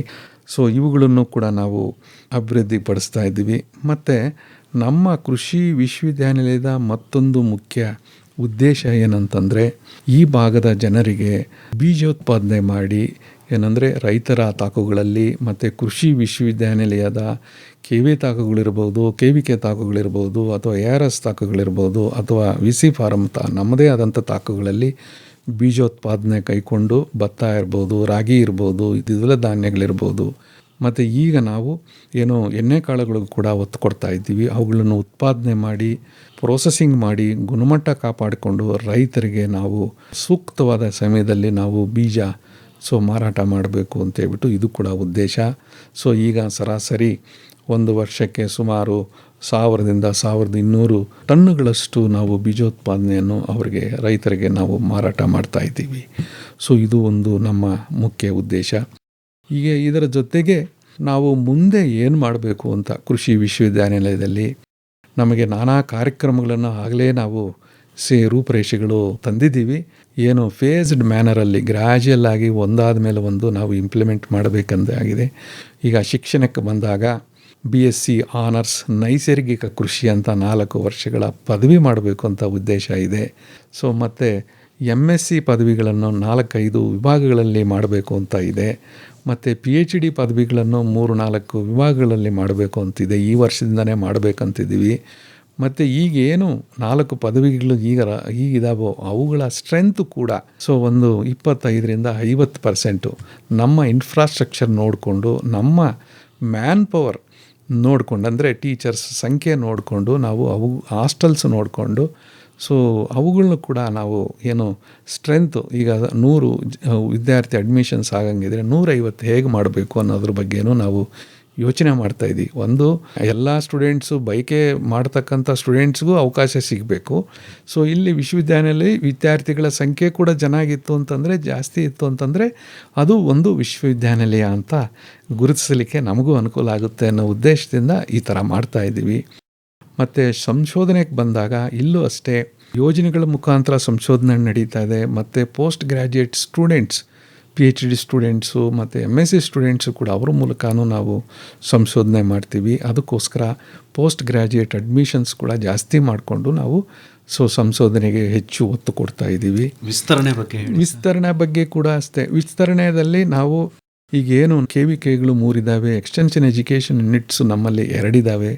ಅಲ್ಲೂ ಕೂಡ ನಾವು ಆಧುನಿಕ ತಂತ್ರಜ್ಞಾನಗಳನ್ನು, ಆರ್ಟಿಫಿಷಿಯಲ್ ಇಂಟೆಲಿಜೆನ್ಸ್ ಇರ್ಬೋದು ಅಥವಾ ಸೋಷಿಯಲ್ ಮೀಡಿಯಾ ಇರ್ಬೋದು, ಇವುಗಳ ಮೂಲಕ ನಾವು ವಿಸ್ತರಣೆಯನ್ನು ಫಾಸ್ಟಾಗಿ ಯಾವ ರೀತಿ ಕೊಡಬಹುದು ಅನ್ನೋದು ಕೆಲವು ಆ್ಯಪ್ಗಳು ಮಾಡಿ ರೈತರಿಗೆ ತಮ್ಮದೇ ಆದ ಭಾಷೆಯಲ್ಲಿ, ಅಂದರೆ ಕನ್ನಡ, ನಮ್ಮ ಲೋಕಲ್ ಕನ್ನಡ ಲ್ಯಾಂಗ್ವೇಜಲ್ಲೇ ಅವರಿಗೆ ಆಗ್ತಕ್ಕಂಥ ಇದನ್ನು ಮಾಡ್ಬೋದು. ಮತ್ತು ಎಲ್ಲದಕ್ಕಿಂತ ಒಂದು ಆ್ಯಪ್ ಡೆವಲಪ್ ಮಾಡಿ ಆ್ಯಪಲ್ಲೇ ಈಗ ಭತ್ತ ಅಂತ ತಗೊಳ್ಳೋಣ, ಭತ್ತಕ್ಕೆ ಏನು ಆಧುನಿಕ ಬೇಸಾಯ ಕ್ರಮಗಳೇನು, ಅದಕ್ಕೆ 1 ಎಕರೆಗೆ ಎಷ್ಟು ಅದಕ್ಕೆ ಸೀಡ್ ರೇಟ್ ಬೇಕಾಗುತ್ತೆ, ಎಷ್ಟು ಪ್ಲ್ಯಾಂಟಿಂಗ್ ಸ್ಪೇಸ್ ಇರಬೇಕಾಗುತ್ತೆ, ಏನು ಯಾವ್ಯಾವ ರೋಗಗಳು ಬರ್ತವೆ, ಯಾವ ಕೀಟಗಳು ಬರ್ತವೆ, ಹೇಗೆ ಅದನ್ನು ಏನು ಅಂತರ ಬೇಸಾಯ ಮಾಡಬೇಕು, ಗೊಬ್ಬರ ಹೇಗೆ ಹಾಕಬೇಕು, ಕಟಾವು ಯಾವಾಗ ಮಾಡಬೇಕು ಅನ್ನೋ ಎಲ್ಲ ಇನ್ಫಾರ್ಮೇಷನ್ ಸಿಗುವಂಥ ಒಂದು ಇದು ಮಾಡಿ, ಡೇಟಾಬೇಸ್ ಮಾಡಿ ಅದನ್ನು ಆ್ಯಪ್ ಮೂಲಕ ರೈತರು ಯಾವಾಗ ಬೇಕಾದರೂ ನೋಡ್ಕೋಬೋದು. ಈ ಥರ ಕಾರ್ಯಕ್ರಮಗಳನ್ನು ಇಟ್ಕೊಂಡಿದ್ದೀವಿ. ಇದರ ಜೊತೆಗೆ ಮುಂಬರುವ ದಿನಗಳಲ್ಲಿ ಏನೋ ಸರ್ಕಾರ ಅನುಮತಿ ಕೊಟ್ಟರೆ ಬೇರೆ ಜಾಗಗಳಲ್ಲೂ ಕೂಡ ಕೃಷಿ ಕಾಲೇಜುಗಳು, ಹೊಸ ಏನು ಕೃಷಿ ಮಹಾವಿದ್ಯಾಲಯಗಳು ಅಥವಾ ಕೃಷಿ ಸಂಶೋಧನಾ ಕೇಂದ್ರಗಳು ಮತ್ತು ಕೃಷಿ ಏನು ವಿಜ್ಞಾನ ಕೇಂದ್ರಗಳನ್ನು ಕೂಡ ಸ್ಥಾಪನೆ ಮಾಡಲಿಕ್ಕೆ ನಾವು ಉದ್ದೇಶ ಇಟ್ಕೊಂಡಿದ್ದೀವಿ. ಈಗಾಗಲೇ ಕೃಷಿ ವಿಜ್ಞಾನ ಕೇಂದ್ರಕ್ಕೆ ಮತ್ತು ಸಂಶೋಧನಾ ಕಾರ್ಯಕ್ರಮಗಳಿಗೆ ಕೇಂದ್ರ ಸರ್ಕಾರಕ್ಕೆ ಆಗಲೇ ನಾವು ಪ್ರಸ್ತಾವನೆ ಕೂಡ ಸಲ್ಲಿಸಿದ್ದೀವಿ.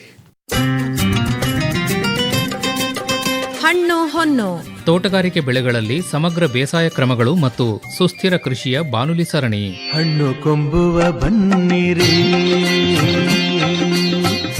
ಚನ್ನ ಬಾಲಕೃಷ್ಣನೆಂಬ ಕನ್ನಗೊನೆ ಬಾಳೆಹಣ್ಣು, ಹಣ್ಣು ಕೊಂಬುವ ಬನ್ನಿರಿ. ಪ್ರತಿ ಗುರುವಾರ ಸಂಜೆ 6:50 ಕೃಷಿರಂಗ ಕಿಸಾನ್ ವಾಣಿಯಲ್ಲಿ ತೋಟಗಾರಿಕೆ ಬೆಳೆಗಳಲ್ಲಿ ಅತ್ಯಾಧುನಿಕ ತಾಂತ್ರಿಕತೆಗಳ ಅಳವಡಿಕೆ, ಇಲಾಖೆ ಯೋಜನೆಗಳ ಸದ್ಬಳಕೆ, ಕೊಯ್ಲೋತ್ತರ ತಂತ್ರಜ್ಞಾನಗಳು ಹಾಗೂ ಮೌಲ್ಯವರ್ಧನೆಯ ಮಾಹಿತಿ, ತಂತ್ರಜ್ಞರು ಹಾಗೂ ಅಧಿಕಾರಿಗಳೊಂದಿಗೆ ನೇರ ಫೋನ್ ಇನ್ ಕಾರ್ಯಕ್ರಮ, ಉತ್ತಮ ಕೇಳುಗರ ಆಯ್ಕೆಗೆ ಮುಕ್ತ ಪರೀಕ್ಷೆ ಸರಣಿಯ ವಿಶೇಷ. ಸುತ್ತೇಳು ಲೋಕದಿ ಸುರರು ಬಿತ್ತಿದ ಹಣ್ಣು ನಿತ್ಯ ಮಾಧವನೆಂಬ ಅಚ್ಚ ಮಾವಿನ ಹಣ್ಣು ಹಣ್ಣು ಕೊಂಬುವ ಬನ್ನಿರಿ. ಮರೆಯದೇ ಕೇಳಿ ಪ್ರತಿ ಗುರುವಾರ ಸಂಜೆ 6:50 ಕೃಷಿರಂಗ ಕಿಸಾನ್ ವಾಣಿಯಲ್ಲಿ ತೋಟಗಾರಿಕೆ ಬೆಳೆಗಳಲ್ಲಿ ಸಮಗ್ರ ಬೇಸಾಯ ಕ್ರಮಗಳು ಹಾಗೂ ಸುಸ್ಥಿರ ಕೃಷಿಯ ಬಾನುಲಿ ಸರಣಿ ಹಣ್ಣು ಹೊನ್ನು. ಹಣ್ಣು ಕೊಂಬುವ ಬನ್ನಿರಿ. ಒಂದು ಹೊಸ ವಿಶ್ವವಿದ್ಯಾನಿಲಯ ಅಂತಂದರೆ ಸಾಕಷ್ಟು ಕೆಲಸಗಳಿರ್ತವೆ, ಸಾಕಷ್ಟು ಚಾಲೆಂಜಸ್ ಇರುತ್ತೆ. ಹಾಗಾಗಿ ಮುಂದಿನ ದಿನದಲ್ಲಿ ಮಂಡ್ಯ ಕೃಷಿ ವಿಶ್ವವಿದ್ಯಾನಿಲಯ ನಮ್ಮ ದೇಶದ ಒಂದು ಪ್ರಮುಖವಾದ ವಿಶ್ವವಿದ್ಯಾನಿಲಯವಾಗಿ ಅಭಿವೃದ್ಧಿ ಆಗಲಿ ಅನ್ನೋದು ನಮ್ಮ ಆಶಯ ಕೂಡ. ಹೇಗೆ ನಾವು ಉತ್ತರ ಪ್ರದೇಶದ ಪಂತ್ನಗರ್ ಯೂನಿವರ್ಸಿಟಿ ಭಾಳ ಹಳೆಯದು ಅಂತ ಹೇಳ್ತೀವಿ, ಹಾಗೆ ಬೇರೆ ಬೇರೆ ವಿಶ್ವವಿದ್ಯಾನಿಲಯಗಳನ್ನು ಹೇಗೆ ಹೆಸರಿಸ್ತೀವಿ, ಅದೇ ಥರ ನಮ್ಮ ಮಂಡ್ಯದ ಕೃಷಿ ವಿಜ್ಞಾನಗಳ ವಿಶ್ವವಿದ್ಯಾನಿಲಯನೂ ಹೆಸರಿಸುವಂತಾಗಲಿ. ಡಾಕ್ಟರ್ ನಾರಾಯಣ ಸ್ವಾಮಿಯವರೇ, ತಮ್ಮೆಲ್ಲ ಕನಸುಗಳು ಆಸೆಗಳು ಎಲ್ಲವೂ ನೆರವೇರಲಿ ಅನ್ನೋದು ನಮ್ಮ ಆಶಯ ಕೂಡ. ತಾವು ಭಾಳ ದೊಡ್ಡ ವಿಶ್ವವಿದ್ಯಾನಿಲಯದಲ್ಲಿ ಇದ್ದು ಬಂದವರು, ಬೆಂಗಳೂರು ವಿಶ್ವವಿದ್ಯಾನಿಲಯದಲ್ಲಿ. ಬಹುಶಃ ಆ ಮಟ್ಟಕ್ಕೆ ಈ ಒಂದು ವಿಶ್ವವಿದ್ಯಾನಿಲಯವನ್ನು ತಾವು ತೆಗೆದುಕೊಂಡು ಹೋಗುವಂತಾಗಲಿ. ಈವರೆಗೂ ಕೂಡ ಮಂಡ್ಯದ ಕೃಷಿ ವಿಜ್ಞಾನಗಳ ವಿಶ್ವವಿದ್ಯಾನಿಲಯದ ಕಾರ್ಯಚಟುವಟಿಕೆಗಳಿಗೆ ಸಂಬಂಧಪಟ್ಟಂತೆ ಭಾಳ ಸುದೀರ್ಘವಾಗಿ ಮಾಹಿತಿಯನ್ನು ನೀಡಿದಿರಿ. ಒಳ್ಳೆಯದಾಗಲಿ. ಆಕಾಶವಾಣಿಗೆ ಬಂದು ನಮ್ಮ ಜೊತೆ ಮತ್ತು ನಮ್ಮ ಕೇಳುಗರ ಜೊತೆ ಸಂವಾದಿಸಿದ್ದಕ್ಕಾಗಿ ತಮಗೆ ಮತ್ತೊಮ್ಮೆ ಹೃತ್ಪೂರ್ವಕವಾದ ವಂದನೆಗಳು, ಧನ್ಯವಾದ, ನಮಸ್ಕಾರ. ನಮಸ್ಕಾರ, ಧನ್ಯವಾದಗಳು. ರೈತರು ಯಾವುದೇ ಸಮಯದಲ್ಲಿ ಯಾವುದೇ ದಿನ ಕೃಷಿ ವಿಶ್ವವಿದ್ಯಾನಿಲಯದ ಕೇಂದ್ರ ಕಚೇರಿಗಾದರೂ ಬರ್ಬೋದು, ಅಥವಾ ನಮ್ಮ ಸಂಸ್ಥೆಗಳಿದ್ದಾವೆ. ಪ್ರತಿಯೊಂದು ಜಿಲ್ಲೆ, ಆಲ್ಮೋಸ್ಟ್ ಪ್ರತಿಯೊಂದು ತಾಲೂಕಿನಲ್ಲೂ ನಮ್ಮ ಸಂಸ್ಥೆಗಳಿದ್ದಾವೆ, ನಮ್ಮ ವಿಜ್ಞಾನಿಗಳಿರ್ತಾರೆ. ಅಲ್ಲಿಗೆ ಬಂದು ಸದುಪಯೋಗ ಪಡಿಸ್ಕೊಳ್ಳಿ ಅಂತೇಳಿ ಈ ಮೂಲಕ ನಾನು ವಿನಂತಿಸಿಕೊಳ್ಳುತ್ತೇನೆ. ಧನ್ಯವಾದಗಳು. ಕೃಷಿ ದೀವಿಗೆ ಹೊಸ ಬೆಳಕಿಗೆ ಬೇಕು, ಕೃಷಿ ದೀವಿಗೆ. ಇದುವರೆಗೆ ಮಂಡ್ಯದ ಕೃಷಿ ವಿಜ್ಞಾನಗಳ ವಿಶ್ವವಿದ್ಯಾನಿಲಯದ ಉದ್ದೇಶ, ಸಾಧನೆಗಳು ಹಾಗೂ ಭವಿಷ್ಯದ ಮಾರ್ಗಸೂಚಿಗಳನ್ನು ಕುರಿತು ಮಂಡ್ಯದ ಕೃಷಿ ವಿಜ್ಞಾನಗಳ ವಿಶ್ವವಿದ್ಯಾನಿಲಯದ ಕುಲಪತಿಗಳಾದ ಡಾಕ್ಟರ್ ಕೆ.ಸಿ. ನಾರಾಯಣಸ್ವಾಮಿ ಅವರೊಂದಿಗೆ ಸಂದರ್ಶನವನ್ನು ಕೇಳಿದಿರಿ. ಬರುವ ವಾರ ಜೋಳದ ಬೆಳೆಯ ಉತ್ಪಾದನಾ ತಾಂತ್ರಿಕತೆಗಳನ್ನು ಕುರಿತು ಚಾಮರಾಜನಗರ ತಾಲೂಕು ಹರದನಹಳ್ಳಿಯ ಕೃಷಿ ವಿಜ್ಞಾನ ಕೇಂದ್ರದ ಅಖಿಲ ಭಾರತ ಜೋಳದ ಬೆಳೆಯ ಸುಸಂಘಟಿತ ಯೋಜನೆಯ ಬೇಸಾಯ ತಜ್ಞರಾದ ಡಾಕ್ಟರ್ ಜಿ. ಸೋಮು ಅವರೊಂದಿಗೆ ಸಂದರ್ಶನವಿದೆ. ಕೃಷಿ ದೀವಿಗೆ ಕೃಷಿ ದೀವಿಗೆ ಹೊಸ ಬೆಳಕಿಗೆ ಬೇಕು, ಕೃಷಿ ದೀವಿಗೆ. ಸಂಶೋಧನಾ ಸಂಸ್ಥೆಯೊಂದಿಗೆ ಕೃಷಿ ಕಲಿಕೆ ಕುರಿತ ಬಾನುಲಿ ಸರಣಿ ಕೇಳಿದಿರಿ. ವಿಶ್ವವಿದ್ಯಾನಿಲಯ ಸಂಶೋಧನಾ ಸಂಸ್ಥೆಗಳ ಪ್ರಾತ್ಯಕ್ಷಿಕೆ, ಮೇಳಗಳಲ್ಲಿ ರೈತರೆಲ್ಲ ಕೂಡಲು. ಸಹಯೋಗ ವಲಯ ಕೃಷಿ ಸಂಶೋಧನಾ ಕೇಂದ್ರ, ವಿಸಿ ಫಾರಂ ಮಂಡ್ಯ ಹಾಗೂ ಸಾವಯವ ಕೃಷಿ ಸಂಶೋಧನಾ ಕೇಂದ್ರ, ನಾಗನಹಳ್ಳಿ. ಯಂತ್ರತಂತ್ರಗಳ ಕೌಶಲ್ಯವು ಬೆಳೆವುದು, ಕೃಷಿಕರೆಲ್ಲ ಬನ್ನಿ ಕೃಷಿ ದೀವಿಗೆ ಹಿಡಿದು ಹೊಸ ಬೆಳಕನ್ನು ತನ್ನಿ, ಕೃಷಿ ಸಾಧಕರಾಗಲು. ಶೀರ್ಷಿಕೆ ಗೀತರಚನೆ ರಮೇಶ್ ಪಿ. ರಂಗಸಮುದ್ರ. ರಾಗ ಸಂಯೋಜನೆ ಹಾಗೂ ಗಾಯನ ನಿತಿನ್ ರಾಜಾರಾಮ್ ಶಾಸ್ತ್ರಿ. ಸಹಗಾಯನ ಚೈತ್ರಿಕಾ. ವಾದ್ಯ ಸಹಕಾರ ತುಮಕೂರು ಬಿ. ರವಿಶಂಕರ್ ಹಾಗೂ ದಿವ್ಯಶ್ರೀ. ನಿರ್ಮಾಣ ನೆರವು ಆರ್. ಲೋಕೇಶ್ವರಿ. ಕೃಷಿಗೆಲ್ಲಿದೆ ಅಂತ್ಯ, ಆರಂಭವೇ ನಿತ್ಯ, ಹೊಸ ಪೀಳಿಗೆ ಯುವ ಶಕ್ತಿಗೆ ಮುನ್ನಡೆಯಲು ಬೇಕು. ಪರಿಕಲ್ಪನೆ ಹಾಗೂ ನಿರ್ಮಾಣ ಎನ್. ಕೇಶವಮೂರ್ತಿ. ಕೃಷಿ